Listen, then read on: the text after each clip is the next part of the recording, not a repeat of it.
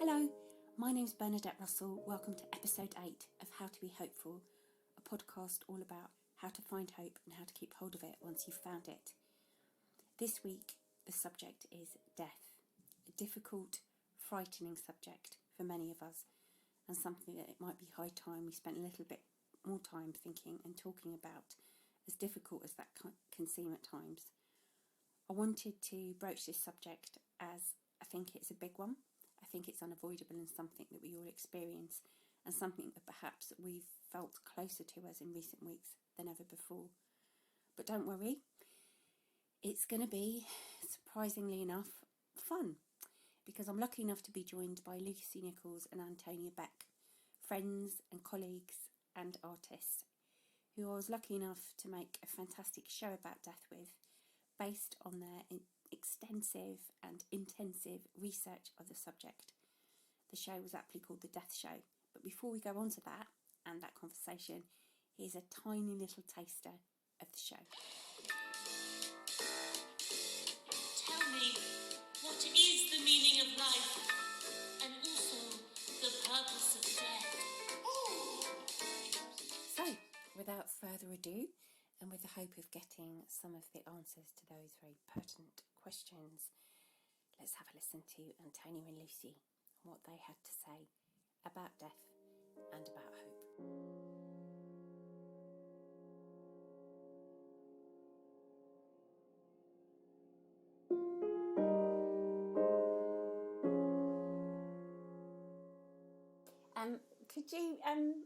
Could you both tell me your names and how you both are at this very moment?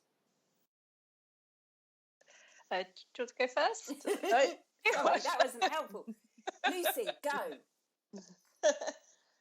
Hi, Bernadette. I'm Lucy, and how I am right at this moment is probably pretty good, quite reflective.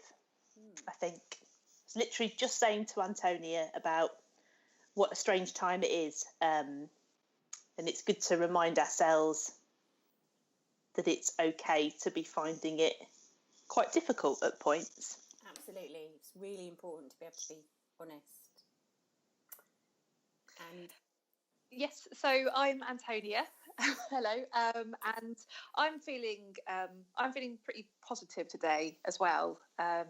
This is the first week where I feel like I can genuinely say I've been feeling more positive. So yes, so it's really nice to be able to say that out loud, that I'm feeling positive. Oh, good. Well, we'll get on to the current apocalypse soon. But first of all, just to go back a little bit, when the three of us, well, not first met, but when we recently worked together, that was on the Death Show. And I just wondered if you could both, I know it's difficult because you're not in the same room as each other, so don't worry about talking over each other, that's cool. But if you could both explain a little bit about what that was or what that is. So yes, so the Death Show was I guess, how we all sort of started working together. The Death Show is a theatre show that we all created, which was essentially sort of an exploration of, I guess, our collective, but I guess mainly Lucy and my experiences of, our thoughts about end of life and death, and our sort of shared and different experiences and anxieties around that. I mean, the reason we wanted to make a show about death was because we both knew that we had this fear of death, and it's something we spoke about a lot over the years. And we got to the point where we said, why don't we see if we can make a show about this?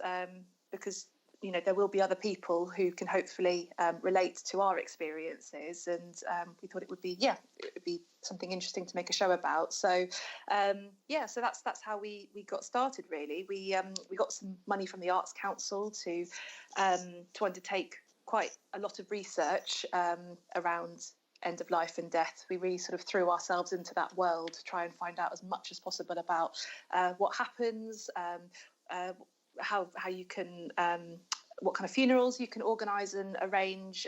We looked at sort of the spiritual and religious side of death and end of life as well. And we took all of that, all of that material back into the rehearsal room, and then we worked with you, Bernadette, on crafting it into a beautiful show. So. Yeah, well, I'm going to. It'll be nice at the end to let people know how to sort of connect with that and your work. But I just want to say at this juncture as well, you two are hilarious and deliver it hilariously, which is no sort of mean feat, really, considering that you went there. You know, you really, you literally saw a body being burnt in a crematorium. You handled a dead body. You were courageous. I think it's really important that everyone knows that. And it was hilarious, and it included, you made a song and dance about it, literally, which was really nice. So we'll go back to that, because it'd be nice for people to know how to access that should they wish to. But Lucy, if I could just turn to you for a little bit, and obviously, as Antonia's touched on, you went through quite a process in the making and the researching of it, and this is a big question, which might feel sort of quite like a big one to answer on a Thursday at 5 o'clock. But I wondered if for you personally, that process changed your attitude towards death and dying and made it different in any way, and if so, how? Yeah, it was an extensive research process. As you mentioned, quite a lot of hands-on experience. We were artists in residence at undertakers. We looked into sort of being celebrants, did some training around that. It was really varied. We spoke to lots of people who were undertakers, who did death photography, all sorts of people within the death industry. And it was a fascinating process. In terms of whether it's changed my attitude around death, it's hard to say. I feel much better informed, and I feel I would be able to hopefully plan the funeral I would like for myself and for loved ones when that time comes. I feel better prepared around the sort of practical elements of it, but I still feel afraid of death for sure. And then I guess it's... Oh, sorry. No, I'm sorry. I was just going to say, I think it's interesting. It's back to what you said earlier about being able to acknowledge the whole range of human emotions and feelings like we're confronted with right now, that I was really interested in the research that you two did. It made me consider things, and I was thinking, actually, even if fear's not removed, because in a way, how can you not be scared of dying? but it made, the lesson I learned from you two, and I'm really grateful for learning, that actually informing yourself, going there, when you're scared of something, still saying, but I'm going to find out, is actually beneficial and empowering. Would you say that's true? Yeah, I think so. I guess to kind of acknowledge a fear and then to walk towards it is quite brave. Maybe it didn't feel like that at the time particularly, but in essence that is what we did. So yeah, you I really guess did. That in of itself is quite interesting, isn't it? I think instead of like walking, to pull back from it, we very much confronted it. I think so. You were both modest about. You were both really modest about that, actually. And it's only just occurred to me at a little bit of a distance about the degree of courage that it required to do all of the things, but also to confront that fear, which was your shared biggest fear. So that's it's really admirable, and I think a really good lesson for me to walk towards the abyss with some sparkly trousers on, maybe. I don't know. Yeah. Antonia, could you talk a little bit about that as well? I know it's a big question, but because I know you two had different experiences, and whether you feel that your attitude towards death and dying is different, having had that experience, both of the research and of the show. Sure. I would say, just to echo, even though I do feel better, I guess, about the fact I'm going to die one day, more accepting of that, I'm still not happy necessarily about the fact that I'm going to die one day. But I think one of the best things for me that came out of that experience was essentially finding out all this stuff that I didn't know before, and it sort of demonstrated to me how important it is that we do know what our options are, what's available to us, and that we do feel informed and empowered to plan for a good death if possible.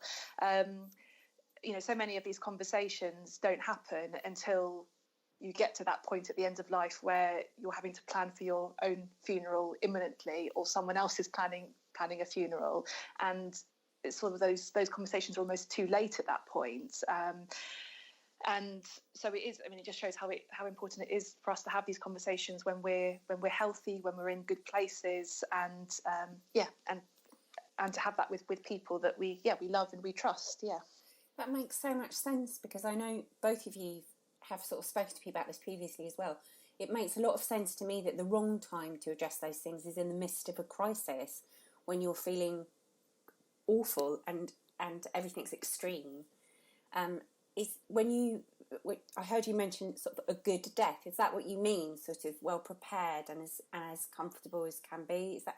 Yes, and of course, we've got that we've got no control over whether that will actually happen or not. But if we can put plans in place for little things like making a will, or deciding what you might like for your funeral, whether it's what music you might like played, or something read, or whether you want to be cremated or buried, or another option. It's because essentially that a funeral is not just for you, it's obviously for the people that you leave behind as well, and it just helps to it seems like it takes a little bit of that pressure off people who are already going through a very difficult time, to know that they have your plan or your wishes already in hand, and they can execute them as you would have wanted, I guess. I mean, we talked to a number of funeral directors who frequently commented on the fact that they see so many families arguing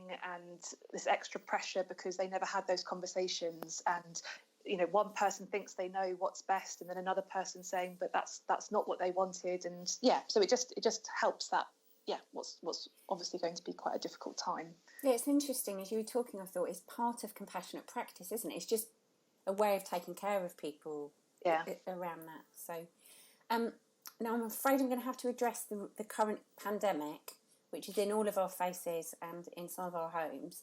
And I actually was going to say it'd be nice to come back to you at some point in the future after this and sort of talk about death in a different way. But I wanted to speak to you, Lucy, just a little bit about how I'm sort of aware, and I've been thinking about you two a lot actually, about how now death and dying is right in our faces. It's very present. It's literally in the news every day. Numbers, in terms of numbers and in terms of stories. And I wondered if, Lucy, first of all, if you think the pandemic has changed the conversation or attitude towards death and dying, and if so, how? I mean, you might not, but just wondered if you do. Yeah, it's interesting, isn't it? It's as we were just saying, the best time to be making plans and to having those conversations actually isn't when it's imminent. I suppose there's something for me of a little bit of a similarity to having a birth plan, particularly thinking about those as two really seminal things that will happen within your life. With a birth plan, you make arrangements and you think about the way you would like it to be, and you acknowledge that those things won't necessarily happen. You won't necessarily get to have the birth that you want, but you still make arrangements and presume that you can make certain choices, hopefully, at some point. So there's some parallels, I think, there. And I think during a epidemic possibly isn't the best time to be thinking about the practicalities. But if it's shining a light on it for people, then it is a good time, if it's not been done before, to make some plans and to have some conversations. It is difficult, I think, though, within the situation where it feels very, very real. The fear is very real and legitimate. So that changes the nature of the conversation, and it changes its urgency, and it makes it probably a harder one to initiate for people.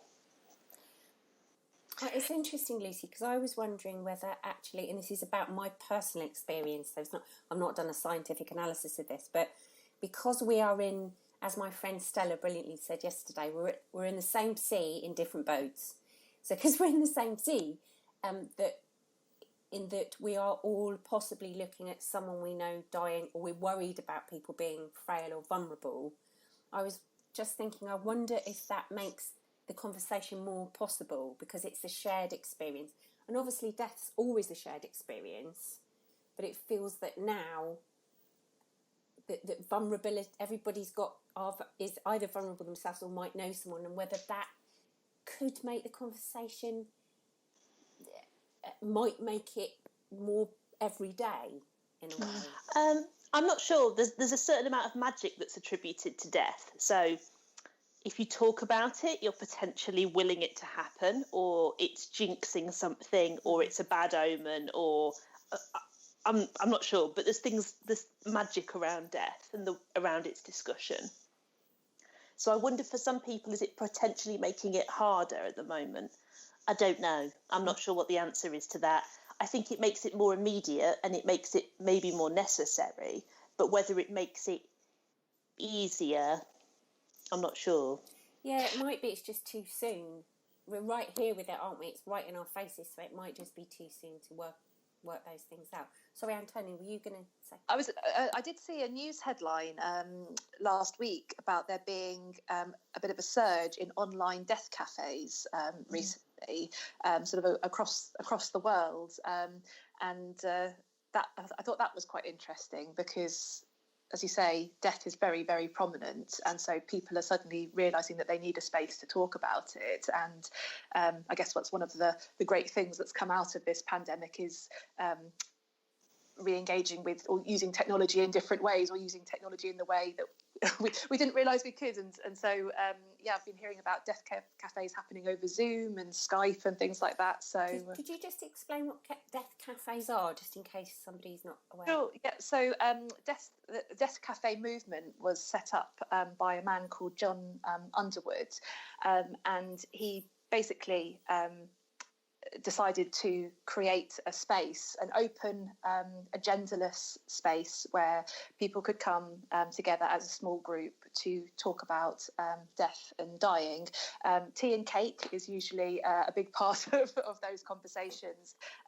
But yeah, since he set that up in the UK, it's now become a global movement happening all over the place. And there is a website, if you Google Death Cafe, their website will come up, and you can see where death cafes are taking place. I don't know how up to date it is in terms of the virtual death cafes, but it's the idea that it's not a counselling session. It is about having an open conversation without an agenda. That's amazing. And I wonder as well, with the take up of those, are people talking about their preparations? Are they talking about their fear, or are they talking about grief as well? Which, yes, it's something Antonia and I, during our research, were quite mindful of acknowledging, but not excavating, really, because it felt like death was a big enough subject as it was. Yeah, absolutely. So, it feels like it's a whole other jar, isn't it? Yeah. Because I spoke to David Harradine, who I think you both know. He and I have spoken quite a lot about grief, and he's made the decision, if you like, the other flip side of the coin of your decision, to deal with grief rather than deal with death, because they're both sort of really huge. But certainly I've been aware that there's a lot more grief around, and that is just not just grief attached to death and dying, but grief attached to other kinds of loss. Yeah. And again, circling back to what I think it was Lucy, what you said earlier about the importance of acknowledging all of the things we're feeling, and that they're different, and some days it's grief for lost opportunities or whatever. Stella, who I spoke to yesterday, Stella Duffy, she is studying psychotherapy at the moment. Do you two know Stella Duffy? I've met her. Yeah. So she's now studying psychotherapy, amazingly. And she was talking to me, and coincidentally I'd written about it in the book, about Sisyphus. Do you know the myth of Sisyphus? He's the bloke that kept rolling the rock up the hill and it kept rolling back down. He's a sort of emblem of existentialism and a Greek god or semi-god, I can't remember, and sort of is cited in existential philosophy as being representing the sort of meaninglessness of life. So he's a really cheerful chap. Well, he might have been cheerful, but he's not such cheerful things get attached to him. So that's quite interesting, and a lot of people whilst I was excavating hope, a lot of people mentioned Sisyphus in terms of despair, and he's particularly attached to philosophy around death, because it's like, how, in the face of the certainty of death, how is hope possible? That's a massive question that I did try to sort of talk about in the chapter that I spoke with both of you about. And I wondered if you, I know it's a massive sort of ask and question, but I just wondered if either of you had any thoughts about that, if you think that hope can have any place, given that we know that death is inevitable. Because I've got quite strong feelings about that, but I'm not an existentialist. I think it's probably the fact that life is finite and that time is limited that makes life meaningful. So I don't see death as an enemy of hope at all, no. But I think that if life was continuous and lasted for eternity, and I don't even really know what eternity is, but, you know, had no end, it would be hard to find meaning, I think. Yeah, I think so as well. And I said it slightly facetiously to the philosopher I was talking to. I said to him, Sisyphus might have been enjoying himself. He might have been the sort of person that likes repetitious tasks. He might have really enjoyed working out. He might have enjoyed the view. You know, he might have thought, do you know what? This is pointless, but what the heck? Which in a way is what we all do. Sometimes I find it really comforting to think of us all as sort of idiots, if you know what I mean. Kind of fools, you know, smiling fools, and that's okay. That we just try to get the pleasure that we can, as you said, Lucy, from the small time you've got. And I want, just circling back to your brilliant show, I think one of the things that you two did really well was excavate that, this sort of beauty in small everyday pleasures, which counters that, doesn't it? It sort of counters that kind of miserabilist sort of, there's no point if it's all going to end anyway.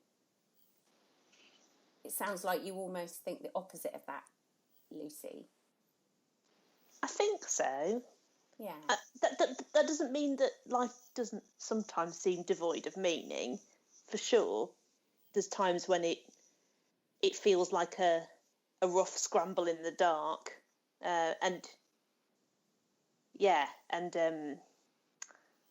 know, and it's not a rehearsal and all that, but it does feel like you're endlessly trying to find the lines or remember what show you're doing and why you're on stage and what your blocking is and lots of other theatre analogies. They're working though, all of them. What about you, Antonia? What do you think of Sisyphus and his? Yes, because didn't he? That was his punishment, wasn't it? Yes. Because he tried to cheat death or something. He was punished by the gods, but I don't think it was cheating death. It's terrible because I've just read it. But basically, he was punished, and his task was he rolled a rock up to the top of the hill, and as soon as he got, which was when he was going to be released from it, and as soon as he got to the top, it rolled back down again, and he did that for eternity, which is ages. Yeah, yeah. I mean, I would, you know, I would definitely agree with a lot of what you were saying, Lucy. There, I mean, hope is so important, and I think in terms of trying to find maybe hope sort of enables us to keep trying, just to keep going, no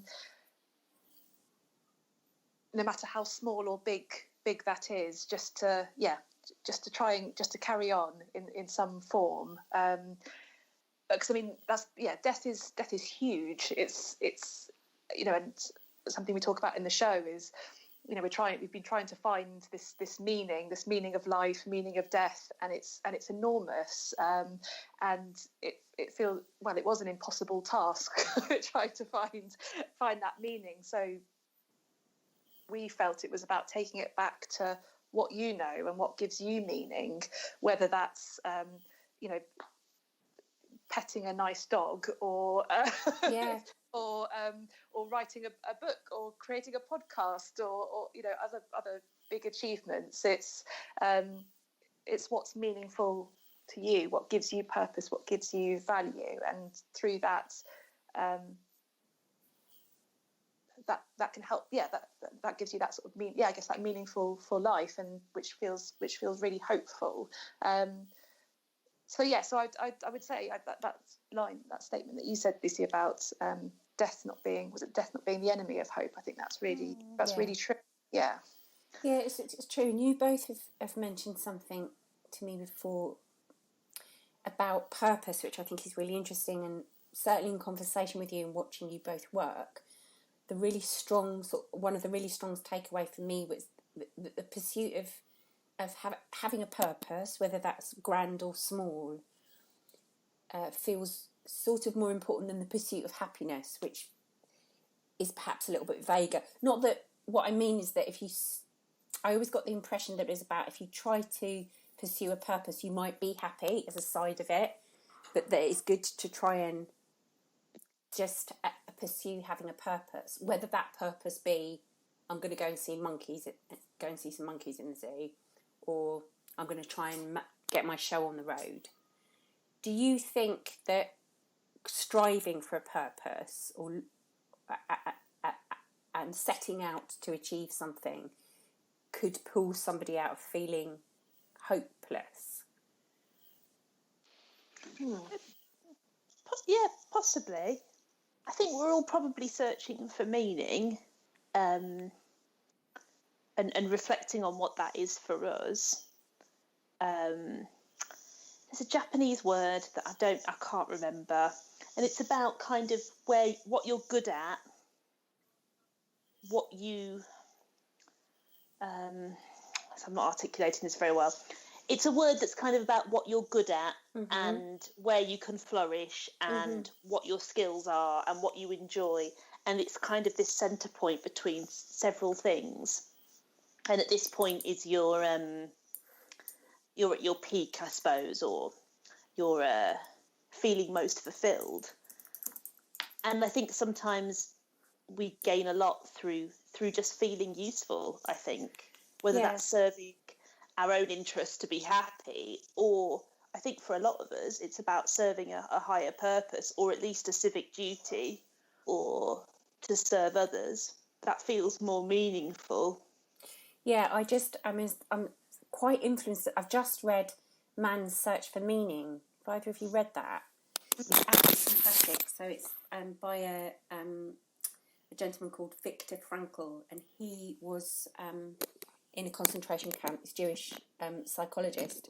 He was in a concentration camp during the Second World War, when he was able, thankfully, to survive that experience, but also keep his eye on it as a scientist and help people thrive afterwards. And I'm still reading the book, but he talks a lot about finding meaning even in suffering, because obviously they were facing death, the possibility of death every day.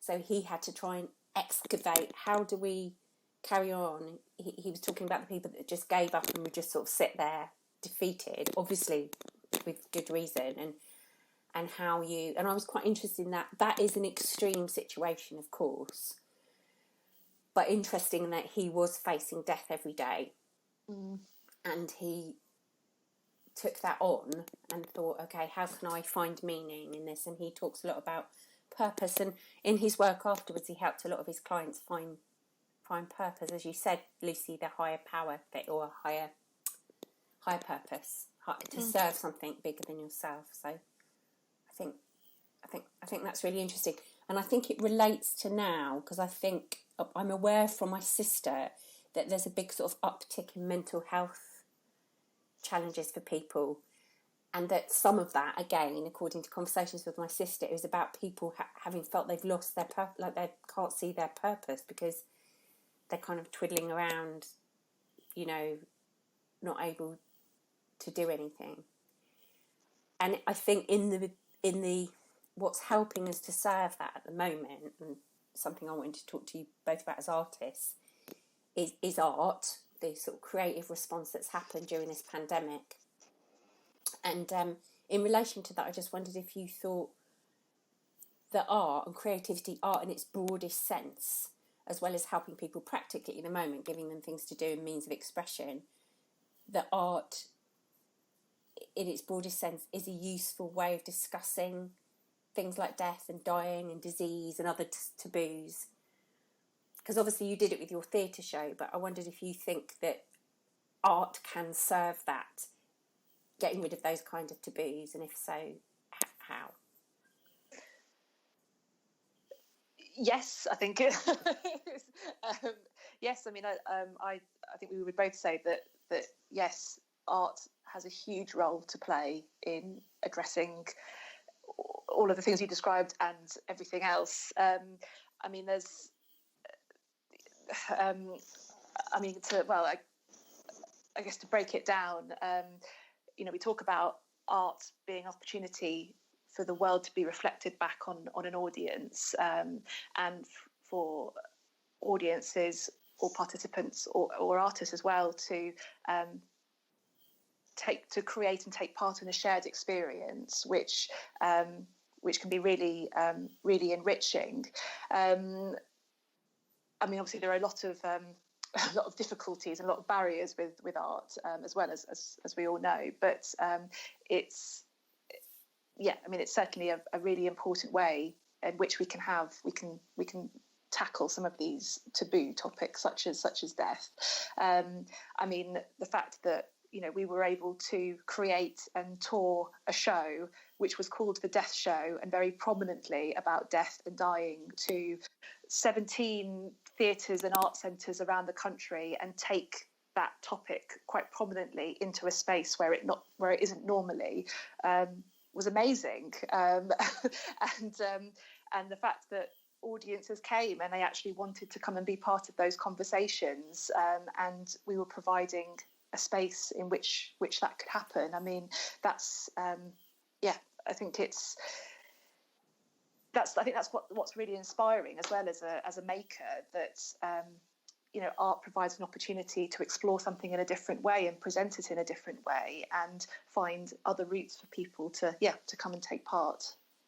Yeah, I think it feels as though, again, I keep coming back to this really, but it feels as though there are opportunities that are present at the moment for new conversations or old conversations to happen in a new way, including the conversation about death and grief and all of those other things. And I'm sort of looking forward to it. It's like I said to you, Lucy, it almost feels too soon or too close to tell what positive changes there might be, but that I'm hoping that there are more positive conversations, and that your work and work of other people that are working in these areas are sort of revived as I mean, literally death rates are much higher than they usually are, so I'm hoping that the conversation stays public and open, and, you know, we have access to all of these things. One of the other things I wanted to talk about was a sort of site, I guess, is moving away from death a little bit and a little bit more on the sunny side of the street, I suppose, was I've been very aware that, without diminishing all the sad things that have happened and the loss and if you like, the negative feelings and experiences, that this period of time has gifted us things as well, and that it's useful and practical to note them, to take note of them. And I wondered, first of all, you, Lucy, if you've had any positive changes that have happened to you since the lockdown, that you'd like to keep for afterwards, or you might like to keep for afterwards. There's been a few. Like, there's been a real connection with where I live, I suppose. So, like, just being at home more, which I've enjoyed, and connecting with my street. We have a very active WhatsApp group, It's a lot of street chat. I've never felt so rooted in a place, which is interesting because we only moved into this house end of February. Wow. So it was only like, a few weeks or so before it all happened, really. And I've never felt so connected to where I am. And also just, it's hard to say it without sounding a bit trite, but it is noticing the little things. It really is. Like, I like going out to the garden at night or even just early evening, and it's so quiet. I can't hear a car go past. I can't hear anything but some like nature sounds. I can hear birds in the morning really loudly. I've really enjoyed that experience of feeling much more connected to nature. And I think when you're looking for hope, nature's a great source of that, isn't it? Because nature is like, I'm going to keep going no matter what. Like, this isn't going to stop me. It just keeps going. I like it when you walk on the street and you see tree roots that have like ripped apart concrete on the pavement. So quickly. Yeah, and I think, such power and such force and such this consistent presence that kind of can't be broken, despite everything else feeling chaotic. Finding like real reassurance in that as a consistency, and I thought of you the other day, Lucy, when I saw a film of some sheep that had broken into a children's playground. Amazing. And were playing on the merry-go-round. Did you see that, Antonia?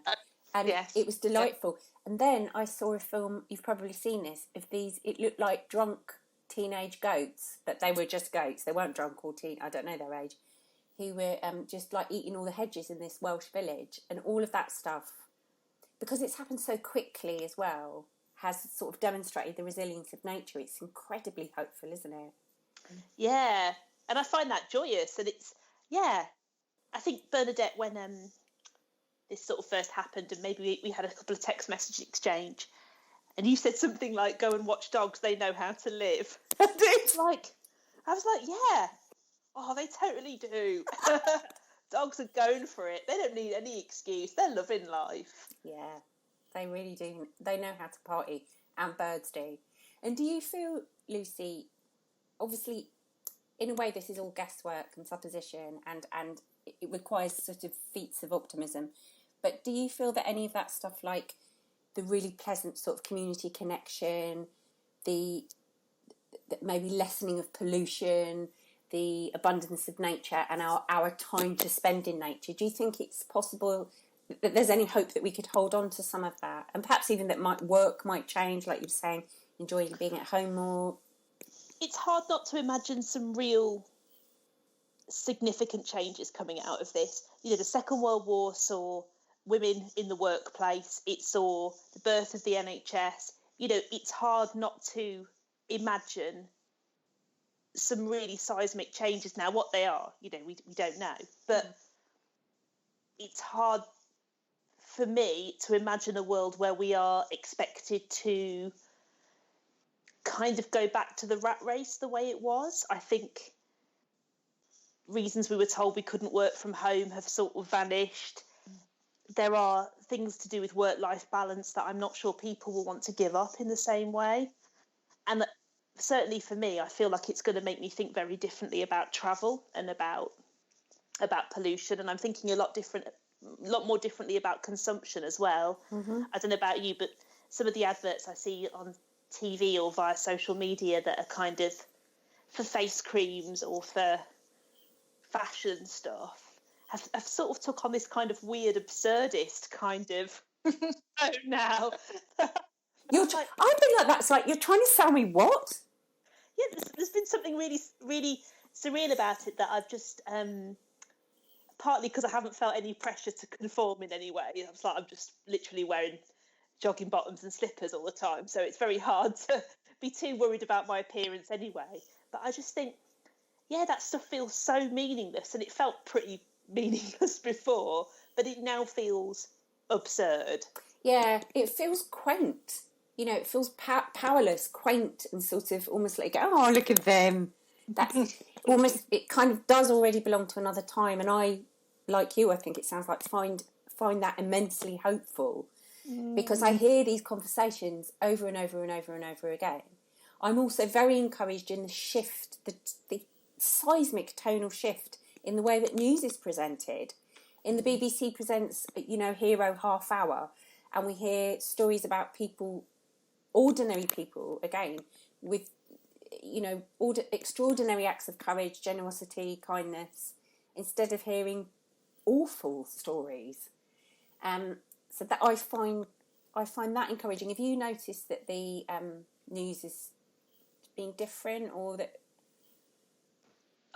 I think I've had a less positive experience of the news, and so I think certainly because I've really cut down the amount of news that I'm consuming now, because I found it was. It just wasn't very good for me. Basically, I was getting very anxious. But I certainly found that we've had a few weeks where it just feels that the media are grabbing any headline that they can to just get something out. And then, I remember there was one day where I can't remember which outlet it was, but they put out a headline in the morning about schools possibly reopening at the end of May, and then later the Education Secretary later that day was quoted as saying, "That's not going to happen. There's no way that will happen." that will happen. So for me, it just felt that the news has just been trying to grab what they can and keep some kind of conversation going. But so I think, it's really nice. I didn't realise about the Hero Hour. So I think maybe I need to be, if I'm going to start to ease myself back into the world of news, I'd like to do it like that, I think. Yeah, I've been very selective. I watch Hero Half Hour every morning, and I've cried. Well, I've cried every day since the 14th of March, and I'm rather somewhat proud of that. But yes, I watch Hero Half Hour every morning, and it's incredibly moving and real. It's not Pollyanna-ish. These are real things that are really happening every day. And for me, because I've looked out for them for the last 10 years, I've always known they were happening every day. But to see them on primetime news is hugely gratifying. Just to ask you, Antonia, and do add, if you want to add to anything that Lucy said that I haven't asked you, please do. But I'm interested in this because there's been a lot of talk on lots of platforms and on lots of media outlets about going back to normal. And there's been a sort of interesting response to this, quite witty response from a lot of people going that I don't want to go back to normal, thank you. Like Lucy was saying, nobody wants to go back to a 3-hour commute, for example. No. So for you, if you could hope for a new normal, if you like, what would be your sort of headlines for a new normal? If that was up to you, Antonia, and you could create the world anew? Oh, that's a big question. Yeah. I think yes, I definitely agree with a lot of what you were saying, Lucy, about some of the really positive things that have come out. I'm loving going for my walk every day, and it's as if Mother Nature, the weather's never been better. The blossom, flowers. It's just incredible. It's as if Mother Nature knew that when we go out for our hour walks, we would need a little something extra just to keep us going. But I think, I guess sort of headline things for me are about that.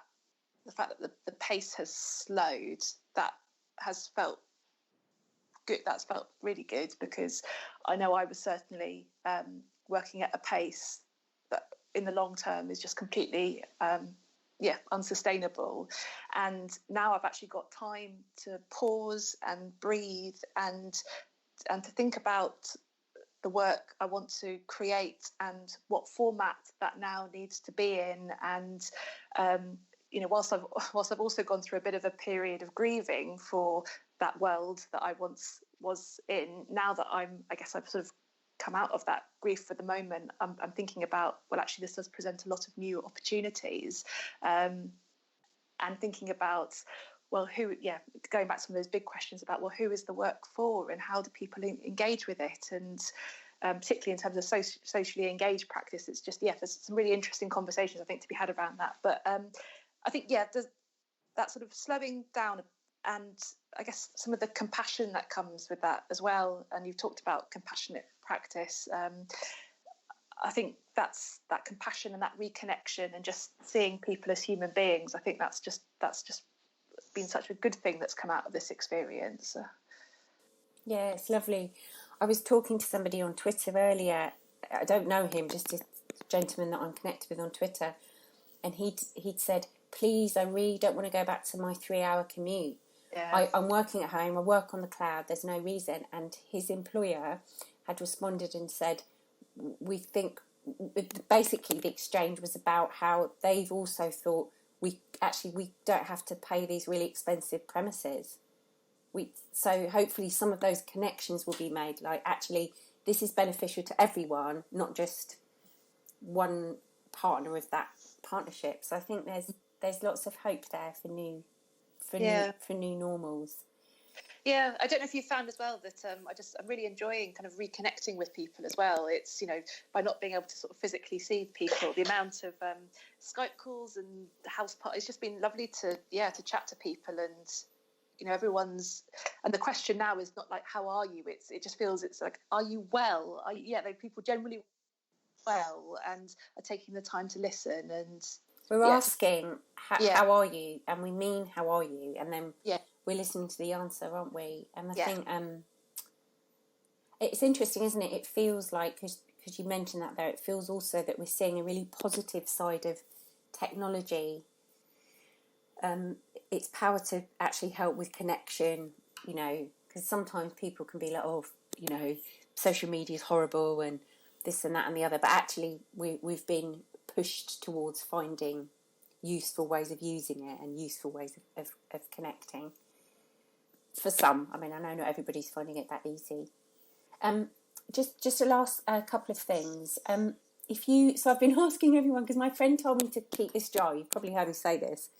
And she said, can you put in the jar, I think of it as Pandora's jar that she had said in the story. But she said, if you put in the jar, or every time you think of something that you can't do at the moment that you want to do, and she was just said, she found it really nice because it made her think about actually what she wanted to do, and none of the things were particularly grand or amazing. And I just wondered first, Lucy, what might be in your jar of things that you've missed that you haven't been able to do? Stroke animals. So I'm not sure whether you're meant to do it or not, so I haven't been. So when I've gone for walks, I haven't stroked any dogs. I've said hello, but I've not stroked them, or any cats. So that would be the first thing I'd put in, I think. I think that's wise. I have also not been stroking. No. Mm-hmm. Yeah, stroking animals. I'm finding that difficult, though. Oh, it's so hard. Socially distancing from little joyful animals, it's difficult. It's a test. Is there anything else, or is that the sort of main strokey? No, you're allowed to just have that. No, it was my first thought. Yeah. I'm really missing, not like pubs or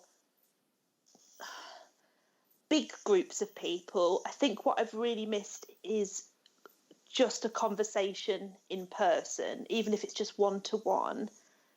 And I'm really looking forward to just sitting in the same room as other people. So the conversation would be like an extra good thing, but even just to sit in the same space, I think I'd really enjoy.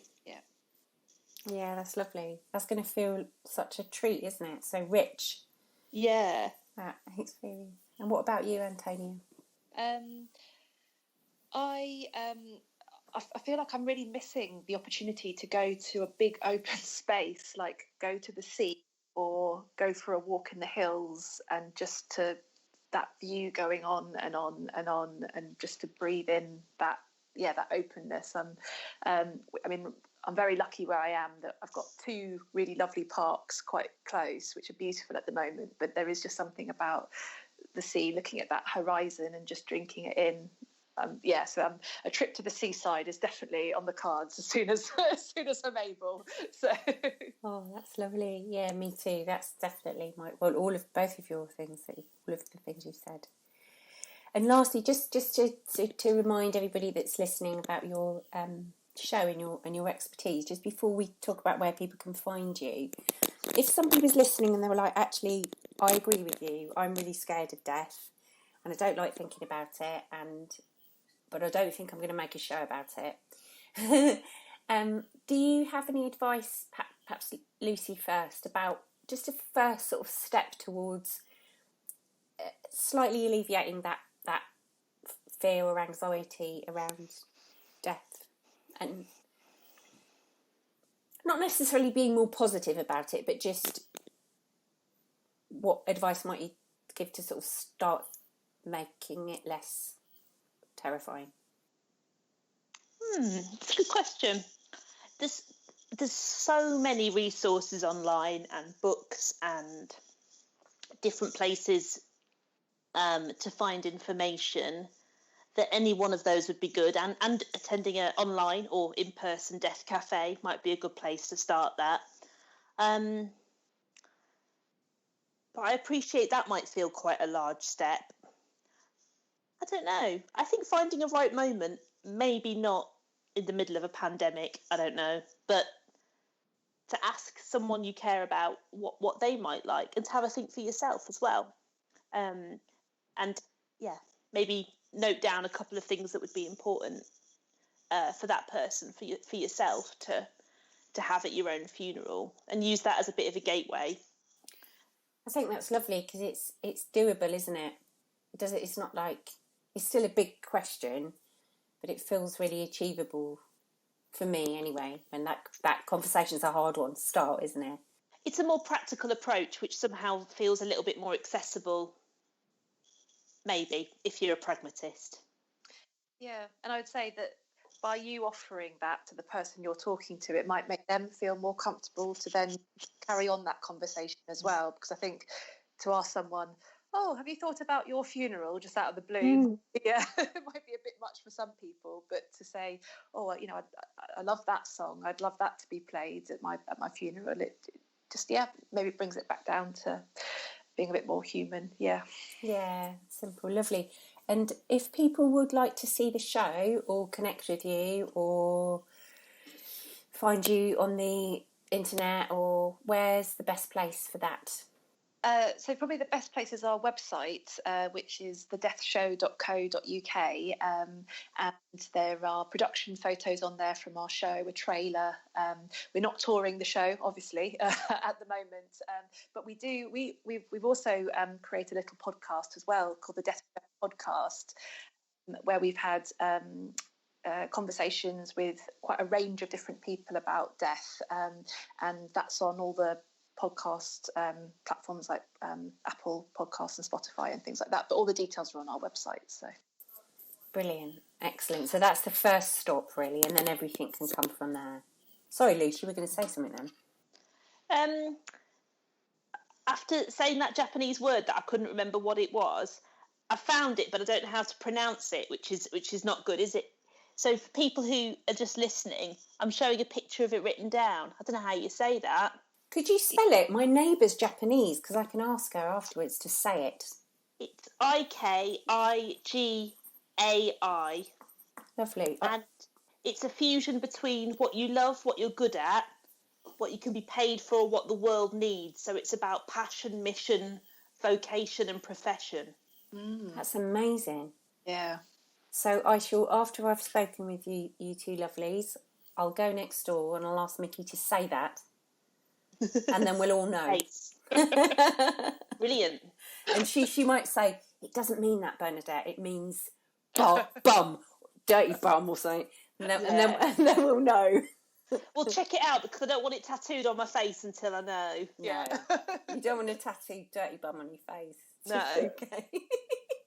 So lovely to see you both. Oh, and you. Back to you. Thank you very much. No, thank you very much.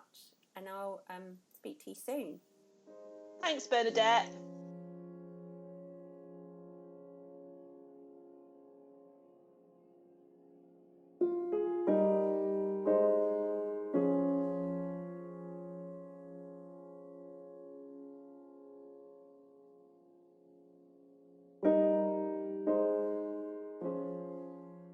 I asked my Japanese friend, I think you pronounce the word Ikigai, and she told me it was a beautiful, beautiful word, a Japanese concept, which means to have a reason for being, which refers to having a direction or a purpose in life, finding something which makes one's life worthwhile, and towards which we as individuals can take willing, spontaneous and hopeful actions to give ourselves a sense of meaning in life.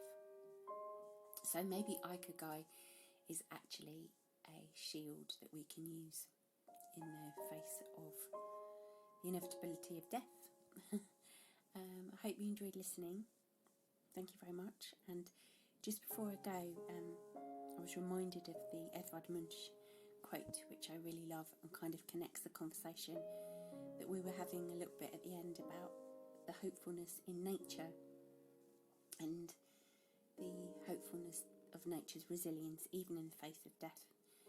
And the quote is, in my rotting body flowers shall grow, and I am in them, and that is eternity.